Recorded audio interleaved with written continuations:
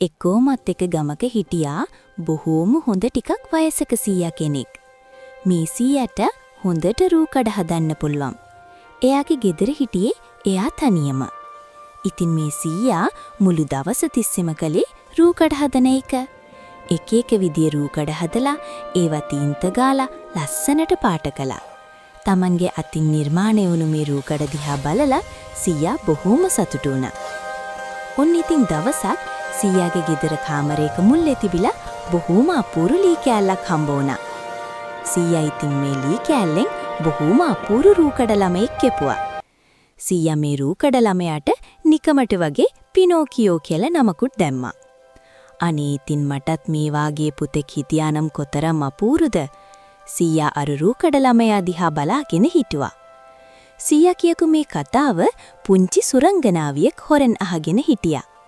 මේ පුංචි සුරංගනාවිට සීයා ගැන හරිම දුකයි. ඇයි ඉතින් සීයා තනියමනේ ඉන්නේ? මම මේ සීයාට කොහොම හරි උදව් කරන්න ඕනේ. සුරංගනාවි සිතුවා. ඔන්න ඉතින් පහුවෙනිදාට එළි වුණා.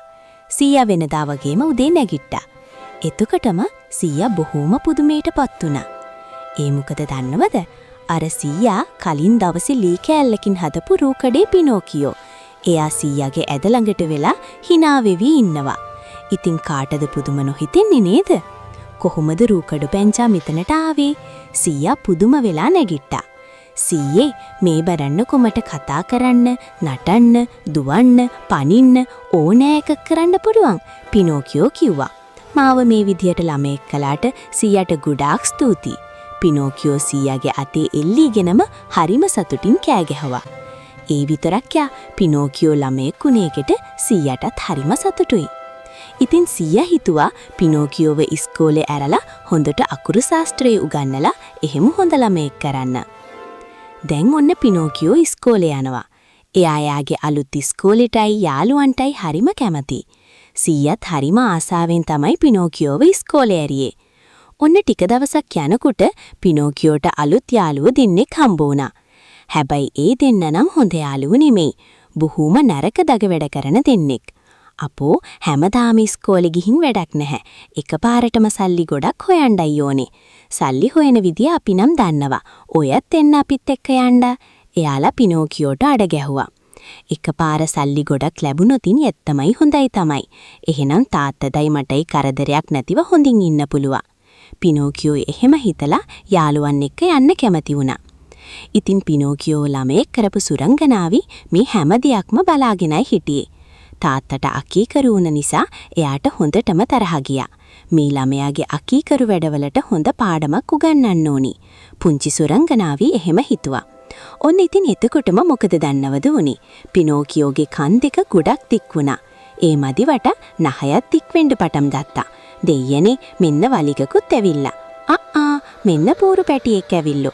එයාගේ යාළුවෝ එයාට hina වෙන්න පටන් ගත්තා. දැන් පිනෝට හොඳටම ලැජ්ජයි. ඒත් ඉතින් මොනම කියලා කරන්නද? අනිත් එක දැන් යාට තනියම පාර හොයාගෙන ගෙදර යන්නෙත් නැහැ. ඔහොම දවස් ගාණක්ම ගෙවිලා ගියා. එක දවසක් පිනෝකියෝ යාගේ යාළුවෝ එක්ක මුහුද දිගේම ඇවිදගෙන ගියා. ඒ වෙලාවේ එයා දැක්ක යාගේ තාත්තා ඔරුවක නැගලා ඈත මුහුදේ යනවා. අන්න මගේ තාත්තා! පිනෝකියෝ කෑ ගහන්න ගත්තා. තාත්තව දැක්කම යාට පුදුම සතුටක් දැනුනි. තාත්තා යන්නේ ඔයාව හොයන්න වෙන්න ඕන. යාළුවෝ දෙන්න කිව්වා. ඔන්න එතකොටම මහා විශාල තල්මහ වතුරෙන් උඩට මතුවෙලා සැන්න කිල් බෝට්ටුව ගිල්ලා. අයියෝ අපොයි මගේ තාත්තා, මං යනවා තාත්තාව බේරගන්න. එහෙම කියපු පිනෝකියෝ එකපාරටම වතුරට පැන්නා. ඒ වුණාට මොකද දන්නවද උනේ? අර විශාල තල්මහ පිනෝකියෝවත් කිල්ලා. පිනෝකියෝ ඉක්මනට මගේ අත අල්ලගන්න කවුදෝ කෑ ගහනවා ඇහුණා. දන්නවද? ඒ තමයි පිනෝකියෝගේ තාත්තා.